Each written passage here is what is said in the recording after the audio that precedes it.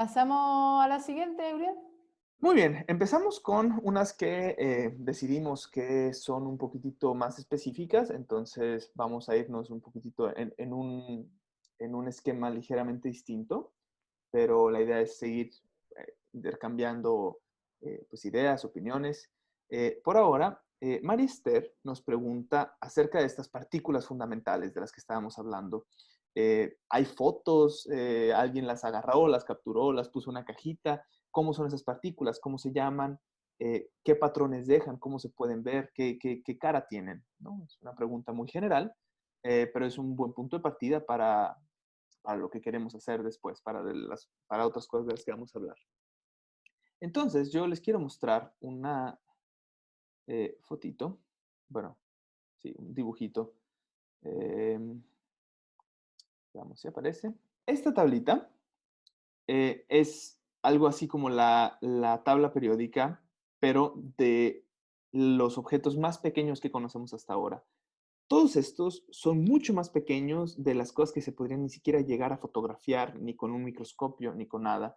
Ahorita hablaremos un poquito de cómo se pueden detectar estas partículas, pero aquí tenemos al electrón, que ya conocemos, que es el que se encuentra en el exterior de los átomos. Eh, y aquí tenemos dos quarks, el up y el down. Estos dos quarks son los que componen a los protones, que como vieron, eh,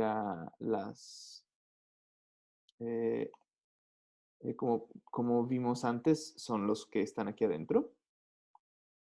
Y después tenemos, eh, bueno, estos son partículas o sea, no más complejas, pero que aparecen menos seguido dentro de la naturaleza. Se pueden pensar, digamos, estas tres familias son de alguna manera parecidas todas entre sí, solo que conforme uno se va moviendo más para acá, las partículas son más pesadas, entonces es más difícil encontrarlas en la naturaleza. Y bueno, acá tenemos todos estos bosones que son los que representan las interacciones de las que hablaba ahorita Irene. El fotón es el responsable de que sintamos la fuerza electromagnética. Eh, el gluón y estos bosones de acá eh, son un poquitito más extraños, esos no los experimentamos siempre, pero de alguna manera el gluón es el responsable de que de que el átomo se mantenga junto, ¿no? Y bueno, aquí hay muchas cosas que se podrían decir, pero digamos, este es el álbum de familia.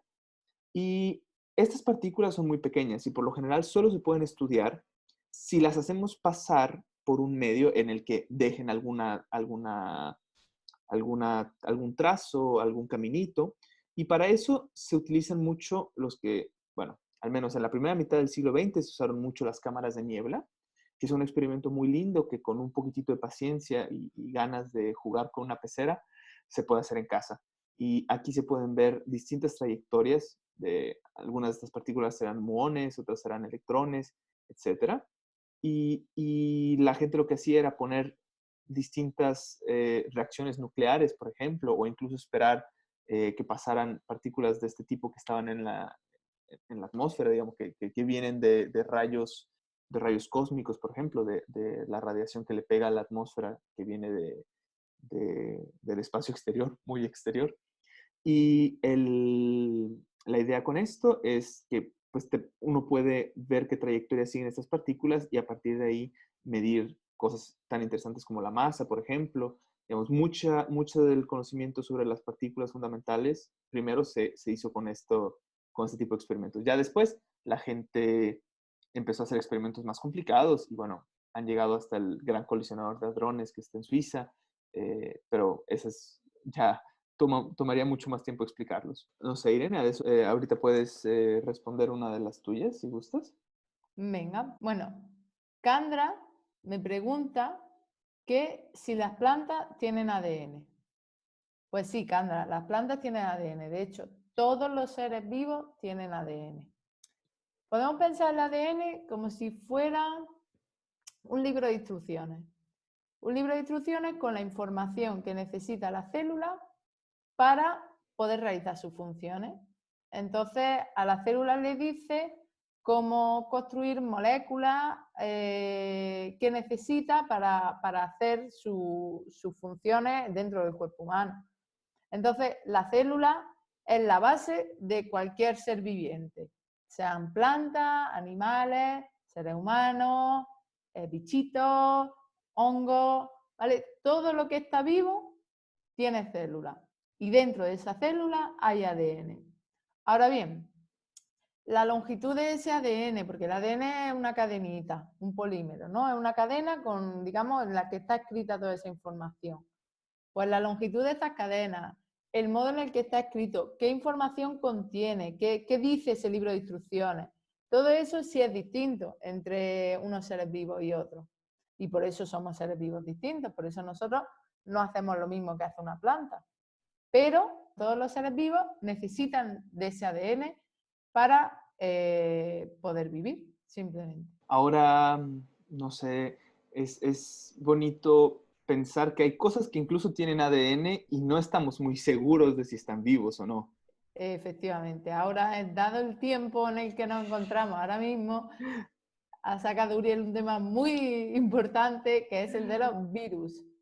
Los virus son unos seres que no están vivos, pero de alguna forma, o sea, se dice que no están vivos hasta que no están dentro de otro organismo vivo, ¿no? Uriel, ¿es así la Bueno, definición? yo lo que he oído y lo que me han contado hasta ahora es eso, justo un virus por sí solo no tendría cómo moverse, no tendría cómo reproducirse, no tendría cómo hacer cosas, pero está hecho de tal manera que sabe aprovecharse de todas las debilidades de las células y bueno, más bien no de todas, de alguna, y logra usar a la célula para hacer las cosas que quiere hacer, para multiplicarse, para crecer, y eso pone a los biólogos en dificultad. Igual ya alguien de la audiencia nos puede responder, corregir o trataremos de traer una respuesta más bonita para esto que acabamos de levantar. Sí, Eh, efectivamente, esto ya se sale un poquito de nuestro tema, pero es verdad que hay virus que tienen ADN también, aunque su forma de vida o no vida es un poco más, es bastante diferente a la del resto de seres vivos. Pero es un tema muy interesante, sobre todo ahora en el que estamos, exactamente. y nos podemos apuntar a Uriel, buscar un ¿Algún investigador, biólogo? investigadora experta en el tema. Sí, sí, lo tenemos pendiente para la próxima edición. Ahora pasamos a una pregunta muy interesante que nos pregunta Laish, ¿qué son los aniones? Aquí es una palabra que en español es homónima, pero en inglés eh, anion en lugar de anion, creo. Bueno, el asunto es que hay que hacer la diferencia entre aniones con Y y aniones con I. Ah, entiendo. Ok, aquí probablemente lo escribiremos en algún lugar. Eh, y bueno, la idea es, nuestra naturaleza, o al menos en la manera en la que nosotros clasificamos las partículas, hay partículas de dos tipos. Partículas que si yo agarro la cabeza y la giro 360 grados, bueno, acá no voy a alcanzar a hacerlo, pero imagínense que le di la vuelta a mi cabeza así y que regresé al mismo lugar. Yo todo lo que veo, al menos así con los ojos, está como estaba antes, digamos. Esa transformación que yo le hice a mi espacio al girar 360 grados mi cabeza, digo, sí, a la mitad pues veía las cosas medio inclinadas, pero cuando regresé a donde empecé, vi todo igual. Hay unas partículas que cuando uno las describe a nivel matemático, por así decirlo, tienen que ser descritas con un objeto muy raro que cuando nosotros damos la vuelta a 360 grados, estas cosas terminan volteadas. Y digamos, si pudiéramos ver este espacio extraño, tendríamos digamos, tendríamos la situación en la que todo regresó a como estaba, excepto estas partículas que están todas volteadas, ¿no? Yo giré 360 grados la cabeza y estas partículas que estaban así, imagínense que es mi dedito, ahora están así. Y bueno, eso pareciera no tener mucho sentido, pero resulta que partículas como los electrones, de los que estábamos hablando antes, tienen este comportamiento, o bueno, al menos cuando uno los describe matemáticamente, hacen esto. Y eso, digamos, el hecho de que haya partículas que hacen esto, se puede explicar, o al menos no será una explicación matemáticamente rigurosa, pero se puede hacer esta bonita demostración con un cinturón. Creo que no lo va a pegar a nadie, o espero no pegarle a nadie. Entonces, la idea es, yo puedo agarrar este extremo del cinturón, no hay ningún truco, lo giro, ahí van 180 grados, y acá lo giré 360 grados, ¿no? Entonces la hebilla regresó a estar como estaba antes. Vamos si esto sale bien. Y bueno, acá no lo he girado, ¿no? Lo he dejado así. Entonces tenemos 360 grados. Esto se puede hacer también con papel del baño o con otras cosas. El asunto es que, a pesar de que yo tenía esto, de que yo tenía esta, digamos, que este hebilla está en la misma posición, yo puedo tratar de jugar con esto, pasarlo así, pero la torcida, digamos, el bucle que se le formó, no va a desaparecer. No hay manera de mover mis manos sin enderezar, sin terminar de girar el otro, de tal manera que este lacito ahí desaparezca.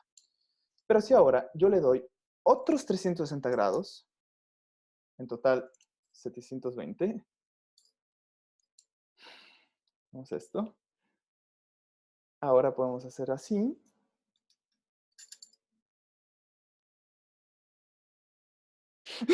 Ups. No, ahí está.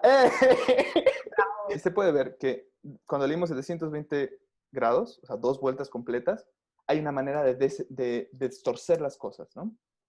Resulta que el hecho de que cuando le das 720, que das 2 vueltas, digamos, a las cosas, todo vuelve a estar como está, significa que hay, bueno, se traduce a nivel matemático que habrá 2 tipos de partículas.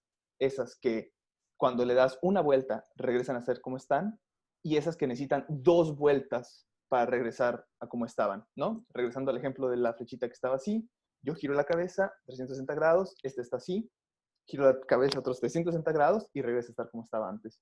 Y bueno, eso es en 4 dimensiones. Eso es lo que pasa en los sistemas en los que tenemos 4 dimensiones, que son las 3 dimensiones que vemos ahorita alrededor de nosotros, y el tiempo, ¿no? Que siempre se está moviendo. En ese espacio hay 2 tipos de partículas, y unas se llaman bosones y las otras se llaman fermiones. Y, digamos, la manera de distinguirlas, la conexión entre ellas es justo esta distinta propiedad que pueden tener. O quedan como estaban, o quedan con un -1, digamos, quedan volteadas, ¿no? En 2 Y, dimensiones... Ajá. perdona, ¿las aniones que has dicho son las que se quedan volteadas o la otra? No, a lo que voy es, en 4 dimensiones solo hay de 2 sopas, bosones y fermiones. En 2 dimensiones se pueden imaginar que no hay espacio, o sea, podrían pensar que en 2 dimensiones la manera de rotar las cosas es mucho más sencilla, ¿no? En 2 dimensiones, si ustedes dibujan, o sea, en una hoja de papel, ponen 2 puntos, solo hay una rotación que se puede hacer. Yo tengo un circulito, pueden pensar, y ese circulito o se mueve para acá o se mueve para acá. Y ya, es todo. Entonces, como digamos, la geometría de las cosas que yo puedo mover es distinta, este torcerse del cinturón en el que cuando yo le doy una vuelta a las cosas, me quedan torcidas, y después, cuando le doy 2, se me pueden destorcer. A ver si salió. No puede pasar en 2 dimensiones. Digamos, en 2 dimensiones no tienes como el otro espacio para destorcer las cosas. Entonces, lo que tienen los aniones, estos aniones con Y, es que puedes tener cualquier número o sea, ya no hay o de una o de otro tipo, sino que puedes tener cualquier posibilidad de que cuando yo le giro, le doy una vuelta completa, de alguna manera puede ser que no los encuentres volteados, sino que yo doy una vuelta completa y los encuentras un poquito para un lado, doy otra vuelta completa y los encuentras un poquito para un lado. Digamos, esto puede suceder con cualquier cambio que yo encuentre en el objeto una vez que el espacio completo gira y regresa como estaba. Entonces, estas partículas solo existen en 2 dimensiones. Y bueno, nuestro mundo no tiene 2 dimensiones, pero en el laboratorio uno puede hacer algunos sistemas donde efectivamente las cosas que pones a vivir en ese experimento, a moverse, solo tienen 2 dimensiones, y observas este tipo de partículas que, bueno, tienen comportamientos muy raros, y en particular la manera en la que cambian cuando, digamos, giras toda la mesa y todo vuelve a estar igual, te das cuenta de que hay cosas que están ligeramente distintas. Y estos son los aniones. Entonces, ¿en el laboratorio se pueden crear partículas que no existen en la realidad? Sí, eso es una... Yo tuve una discusión muy fuerte con un compañero de cuarto una vez acerca de qué quiere decir que una partícula exista, porque nosotros como físicos de altas energías pensamos solo en el modelo estándar y decimos, bueno, son estas partículas que les enseñé y es todo lo que hay y se acabó, ¿no? Pero uno en los laboratorios puede hacer sistemas en los que surgen cosas que se mueven como partículas, caminan como partículas, hacen como patos, bueno, hacen como partículas, y uno los describe con la misma estructura con las que se describen las partículas fundamentales, pero con ingredientes muy distintos, ¿no? Poniendo numeritos muy distintos. En particular, uno puede llegar a cosas tan raras como los aniones. Y bueno, la pregunta es, ¿estas partículas existen o no existen? Y bueno, creo que es como la pregunta de tocarse o no tocarse, ¿no? El asunto es estas cosas. O sea, ¿qué significa existir? ¿Qué significa ser una partícula? Y desde el punto de vista matemático, pues si hace como pato y camina como pato, bueno, dices que es un pato. El hecho de que no pueda ser un elemento fundamental de la naturaleza, pues ya se vuelve una pregunta más para los filósofos que para los físicos. ¿Y los otros aniones que dices que no se escriben con Y? Esos son cuando tienes un compuesto químico, por ejemplo, un compuesto iónico, por ejemplo, la sal de mesa. Eh, ahorita, nada más, porque siempre se me olvida cuáles son positivos y cuáles son negativos, entonces para no... Los aniones son los negativos. Perfecto. Qué bueno que tú sí sabes química. Entonces, los aniones con I es nada más la parte negativa, que en el caso de la sal de mesa sería el cloro, ¿no? Es la que se lleva Efectivamente. el electrón, ¿no? Entonces, bueno, eso resuelve la pregunta. Y ahora pasamos contigo, Irene. ¿Qué nos cuentas? Venga. Bien, pues la siguiente pregunta para mí la hace Sira y me pregunta, ¿qué es lo que más te costó averiguar sobre los polímeros? Bueno, no es una pregunta fácil tampoco porque, bueno, muchas veces nos encontramos con dificultades cuando estamos investigando, pero sí hay un momento de cuando estaba haciendo la tesis que recuerdo mucho porque costó mucho sacarlo adelante. Estábamos haciendo una investigación que consistía en intentar, nosotros teníamos unos datos experimentales, es decir, había hecho unos experimentos y había medido una cosa. Entonces, lo que hacemos los científicos y las científicas es, a partir de una hipótesis, desarrollamos una teoría y luego tenemos que comprobar que esa teoría es cierta y lo comprobamos con los experimentos. Entonces, claro, yo conocía una teoría, tenía, digamos, las herramientas para hacer cálculos, digamos, de papel y boli, y bueno, con ayuda también del ordenador, y tenía unos resultados. Y esos resultados no eran igual que los resultados que me estaba diciendo los experimentos. Y fue un momento muy complicado porque yo estaba muy segura, muy segura de lo que yo estaba haciendo con la teoría estaba bien, pero la realidad me estaba diciendo otra. Entonces, eso fue un momento muy complicado y un momento además en el que nos encontramos muy a menudo en ciencia y fue durante mucho tiempo darle vuelta, también fue leer, obviamente no fue solo trabajo mío, sino de mi supervisor y mis colaboradores, intentando averiguar por qué la teoría no encajaba con los experimentos.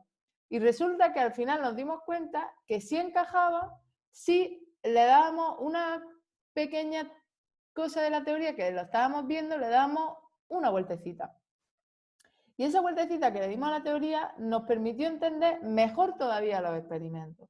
Entonces, fue una experiencia muy chula sobre, y además en tus propias carnes, sobre cómo funciona la ciencia y la importancia que tienen, digamos, los distintos frentes con los que nos enfrentamos a la ciencia. Es decir, a partir de los experimentos desarrollamos teorías que tenemos que contrastar con esos experimentos. Y entonces ver cómo la misma teoría te puede ayudar a entender la realidad me pareció maravilloso. Después de sudar mucho porque hasta encontrar la solución. Entonces yo creo que eso es al final los resultados tampoco es que fueran importantísimos y no voy a ganar el premio Nobel por ello, pero fue una experiencia que me dejó marca y aprendí mucho, que eso yo creo que es lo más importante. Bueno, yo quisiera agregar que la ciencia, como tú dices, o sea, no toda se lleva el premio Nobel. La ciencia muchas veces está hecha así de pequeños ladrillitos, de gente que estudia dentro de sus laboratorios, pequeños rinconcitos de la teoría, de lo que conocemos. Y bueno, la ciencia como tal crece porque hay muchas gentes, muchas personas haciendo pequeñas cositas en distintos lugares. Y bueno, es una idea también de la ciencia que hay que tener presente, ¿no? Que no todos son Efectivamente, grandes cosas. exacto. Y la ciencia la hacemos muchas personas, muchas personas que trabajamos mucho, pero que trabajamos además colectivamente, porque si uno se encierra y lo que hace no lo sabe nadie más, no ayuda a que otro desarrolle un poquito más. Creo que llegamos a la última pregunta. Sí, llegamos al final y esta pregunta podemos responderla también los dos. Lucas nos pregunta si somos los primeros que hemos descubierto este tipo de partículas y si había investigaciones anteriores sobre estas partículas. Es decir, podemos aplicarlo a mis partículas, los polímeros, y a tus partículas fundamentales, ¿no, Uriel? Sí, al final, siempre como científicos, pues bueno, tú me decías que no empezamos, nadie llega aquí y empieza a trabajar algo desde cero, ¿no? Entonces, siempre la ciencia, al menos como la he vivido yo, uno llega y tiene que estudiar muchísimas cosas y creo que el doctorado lo cuenta mucho como decir, cuando empiezas a estudiar, tienes que llegar como hasta lo que se sabe en un tema, o sea, entender todo lo que se sabe en un área muy pequeña de la ciencia y después en tu doctorado tú vas a agarrar esa orillita y la vas a empujar y ahí sí vas a estar un pasito, eh, una puntita, la puntita del pie va a estar afuera, va a estar en el territorio donde nadie más ha ido, pero siempre tienes como el resto del pie y el otro pie y una cuerdota agarrándote las cosas que ya se hicieron. Bueno, al menos así me lo platicaron a mí y así ha sido hasta ahora. Sí, no, me gusta la forma en que lo ves. Yo una vez lo vi, sí, similar, es decir, recuerdo un investigador, ahora mismo no recuerdo su nombre, que él dibujaba un círculo y dibujaba esto es todo lo que se sabe ahora mismo. Y tu tesis, él estaba hablando a doctorando, es empujar este círculo y sacarle un bollito. Y entonces, claro, si uno está empujando por aquí, el otro está empujando por aquí, el otro por ahí, el otro por ahí, al final el círculo lo vamos a hacer más grande y más grande. Entonces, la cantidad de cosas que conocemos se va a hacer mayor. Entonces, efectivamente, no somos ni mucho menos los primeros en estudiar nada, o sea, no las partículas en concreto, sino, vamos, no estas partículas, no los polímeros, no los microgeles, no las partículas fundamentales, pero lo que sí hacemos es estudiar cosas que no se saben todavía. Cosas que a lo mejor otra persona está estudiando a la vez que nosotros, otro grupo de investigación en otro sitio, o lo está estudiando con nosotros también. Pero ninguno estamos seguros. Entonces, lo que hacemos es eso, intentar descubrir pequeñas cosas sobre algo que ya existe, que ya se conoce, pero de lo cual no se conoce todo. Sí, es como si los tigres ya existen, ya están ahí, nosotros andamos revisando todos los tigres y ver si si podemos contar distinto las rayas o si podemos encontrarles otros bigotitos o bueno, al final la gente, o sea, ahorita la ciencia, buena parte de la ciencia consiste incluso en refinar cosas que ya se conocían antes, ¿no? Tal vez se sabe que la masa de esta partícula es tal, pero bueno, si en lugar de saber que es 39.25, sabemos que es 39.249, eso ya le sirve a alguien, ¿no? Y eso, hay gente que se dedica a eso, digamos, en el sentido la ciencia es un, como tú dices, ¿no? Un trabajo en muchos frentes, cada quien haciendo su pequeña champita por llevar el conocimiento más allá y bueno, eso es lo que hacemos o buscamos hacer. Y a eso nos dedicamos. Bueno, pues yo creo que podemos cerrarlo por hoy, Uriel. Se Sí, nos ha quedado alguna cosilla en el tintero, sí, pero como pero parte, ya lo hemos dicho, no lo sabemos todo. Y la Y ciencia es siempre hacerse nuevas preguntas y nunca se termina en un día. exacto, eso por descontado. Queremos daros las gracias a todos y a todas los que habéis enviado preguntas. De Y corazón. bueno, esperamos poder hacer esto más veces, incluso eso, pues traer Otros invitados. otros invitados, expertos en otros temas, que nos puedan, bueno, ilustrar a vosotros, vosotras y también a nosotros. Pues bueno, gracias de nuevo y saludos y abrazos para todos. Lávense bien las manos y cuídense mucho. Exacto. Y Cuidaros mucho y a la próxima. buenas noches. Chao.